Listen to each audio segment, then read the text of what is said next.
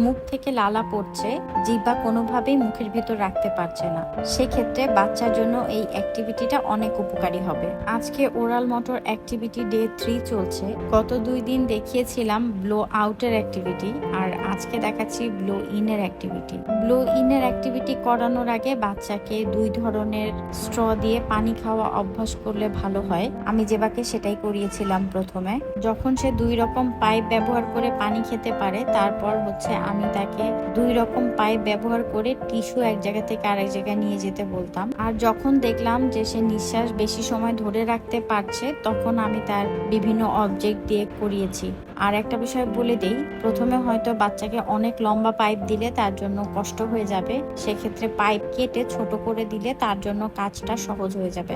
আমি যেভাবে এভাবেই করিয়েছিলাম, তাই ভাবলাম আপনাদের জানিয়ে দেই। আর একটা বিষয় আমার অ্যাক্টিভিটি করাতে যে মনে হয়েছে, সেটা হচ্ছে অ্যাক্টিভিটি করানোর সময় টিস্যু বা কাগজ ব্যবহার না করে যদি কোনো সবজি বা কোনো প্রাণীর নাম বা এমন কিছু যেটা আপনি শিখাতে চাচ্ছেন বাচ্চাকে, সেই ধরনের ছোট ফ্ল্যাশ কার্ড ব্যবহার করলে একসাথে দুটো কাজ হয়ে যায়। সেক্ষেত্রে শব্দ শেখানোর জন্য আলাদা করে কোনো অ্যাক্টিভিটি করানোর দরকার হবে না।